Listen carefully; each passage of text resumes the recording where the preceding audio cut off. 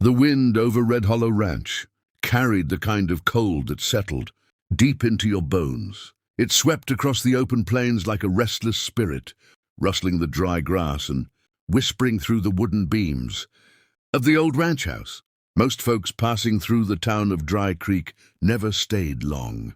There was nothing there except a dusty road, a saloon, a general store, and a few scattered ranches stretching miles into the horizon. But on one grey morning in early winter, a young woman stepped off a creaking stagecoach and looked around, as if she had nowhere else left to go. Her name was Clara Whitmore. She carried a small, worn suitcase and a folded letter in her coat pocket. Her boots were scuffed from miles of walking, and a thin layer of dust covered her skirt. Despite the exhaustion in her eyes, there was something determined about the way she stood. Clara had lost almost everything in the past year. Her father had died suddenly. The small farm they owned had been taken by the bank, and the town she grew up in slowly turned its back on her once the money was gone. So when she heard that Red Hollow Ranch needed a cook for their cowboys, she packed what little she had left and traveled west. She didn't know anyone there. She didn't know what waited for her. But she knew one thing. She wasn't going to give up. The ranch stood nearly a mile outside Dry Creek.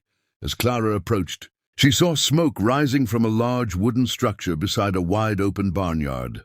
Horses were tied along the fence, and several cowboys were gathered around a long table under a rough wooden shelter. They looked rough. Dusty boots, weathered faces, wide hats pulled low. Clara hesitated for a moment. Cooking for ranch hands wasn't exactly what she'd imagined her life becoming, but hunger and survival didn't leave much room for pride. She walked forward. One of the men noticed her first.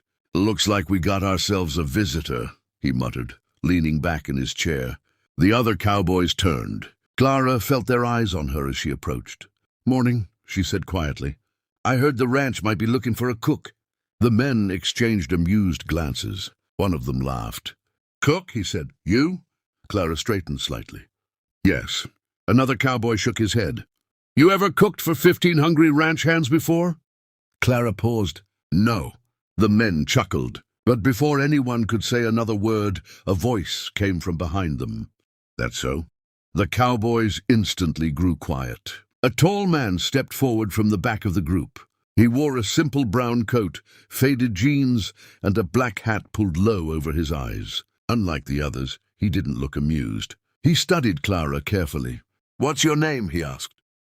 "Clara Whitmore." "And you say you can cook?" Clara nodded. "I can cook well enough to keep people fed." A few cowboys snorted, but the tall man didn't laugh. Instead, he walked past the table toward the fire pit, where a large iron skillet rested over the flames. He gestured toward it. "Show me." Clara blinked. "You mean now?" "Now." The men leaned forward with interest. Clara hesitated for a moment. Then she set down her suitcase. If this was her chance, she wasn't going to waste it. She rolled up her sleeves, grabbed the heavy wooden spoon beside the skillet, and lifted the lid. Inside was a half-cooked mixture of beans, potatoes, and salted beef. She stirred it slowly. The smell wasn't bad, but it wasn't good either. Clearly, whoever had been cooking before her wasn't exactly passionate about it. Clara scanned the nearby table. There were onions, dried herbs, and a small sack of flour. Perfect. Within minutes, she began moving with quiet confidence.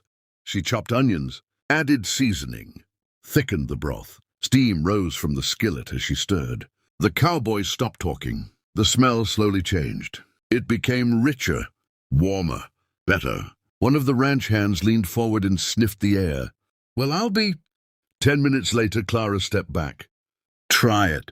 The tall man picked up a spoon and dipped it into the skillet. Everyone watched. He tasted it. His expression didn't change, but after a moment he took another bite. Then he nodded once. "That'll do." The cowboys erupted with excitement. "Finally! Real food." "Hire her." Clara exhaled quietly. The tall man turned toward her again. "You can start today," he said. Relief washed over her. "Thank you." He picked up his hat from the table. "You'll find supplies in the kitchen building over there. Meals at sunrise, noon, and sundown." Clara nodded again. Then he paused. "And Miss Whitmore?" "Yes?" Welcome to Red Hollow Ranch." He walked away toward the barns. One of the cowboys leaned toward Clara with a grin. "Well now," he said, "looks like you impressed him." Clara glanced toward the tall man in the distance. "Who is he?" The cowboy shrugged. "Just one of the hands." Clara nodded and turned toward the kitchen building. She didn't know it yet, but the man who had just hired her wasn't just a ranch hand. He was the owner of Red Hollow Ranch, and he had a reason for hiding it.